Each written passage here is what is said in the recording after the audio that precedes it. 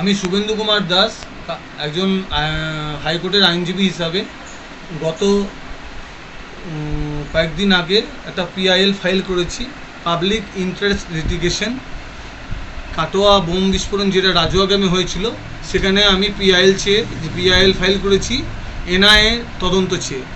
আমি এই কারণে করেছি, কারণ সেই সময় বিভিন্ন টিভি, মিডিয়া, প্রেস এবং পেপারগুলি যেভাবে খবর করছিল এবং এখানকার যিনি বিধায়ক তিনি বারবার আশঙ্কা প্রকাশ করছিলেন এবং বক্তব্যের মধ্যে বলছিলেন যে কাটোয়ার বালিঘাট দখল নিয়েই লড়াই এবং এই বিস্ফোরণ মজুদ রাখা হয়েছিল বালিঘাট দখল করার উদ্দেশ্যে, কাটোয়া শহর দখল করার উদ্দেশ্যে, এবং বিশেষ করে তাকে খুন করার জন্য একটা ছক চলছিল। সেই জন্য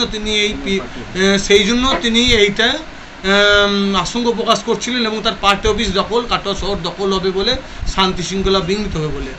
দীর্ঘদিন ধরে এই এলাকায় বোম বারুদ মজুত করে রাখা হয়েছে এবং ব্যাপক ভয়াবহ বিস্ফোরণ হয়েছে।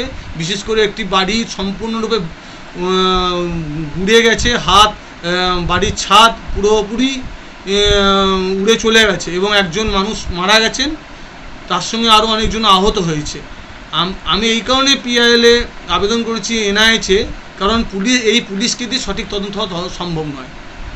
কারণ যেখানে পুলিশ ব্যর্থ, কী করে এত বারুদ মজুদ রাখা হলো, এত লোক জড়ো হলো, বোম বাজছে, সেখানে পুলিশ যখন এই তদন্ত করতে ঠিকঠাক পারেনি, পুলিশ যখন খবর নেই, সেখানে যখন মানুষের প্রাণ যাচ্ছে, মানুষ আতঙ্কিত হচ্ছে, সেই জন্য আমি পুরোপুরি এনআইএ তদন্তের ওপর ভরসা রাখছি এবং আমি চাই তদন্তটা সঠিক হোক, সঠিক দিকে নির্দেশিত হোক এবং নিরপেক্ষ তদন্ত।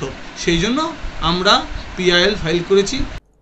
সর্বভারতীয় তৃণমূল কংগ্রেসের সাধারণ সম্পাদক মাননীয় অভিষেক বন্দ্যোপাধ্যায়ের নির্দেশে পূর্ব বর্ধমান জেলা তৃণমূল যুব কংগ্রেসের সহসভাপতি, কাটোয়া বিধানসভার অন্তর্গত দাঁইহাটের বাসিন্দা শ্রী শুভেন্দু কুমার দাস ওরফে সুমনকে দল বিরোধী কার্যকলাপের জন্য আজীবন দল থেকে বহিষ্কার করা হলো।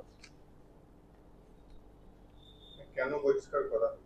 দল বিরোধী কার্যকলাপের জন্য। কি ধরনের দল বিরোধী কাজ? অনেক কিছু আছে, সেটা রাজ্য নেতৃত্ব বিশ্লেষণ করে দেখেছে ও তারপরে তারা সিদ্ধান্ত নিয়েছে। আমি তো বললাম সামগ্রিক কারণ রাজ্য নেতৃত্ব বিশ্লেষণ করেছে এবং তাতে দেখা গেছে তার বিরুদ্ধে প্রচুর দল বিরোধী কাজের অভিযোগ আছে এবং তার সত্যতা আছে, সেই কারণেই তাকে বহিষ্কার করা যায়। এটা কিন্তু সাসপেনশন নয়, আজীবন বহিষ্কার।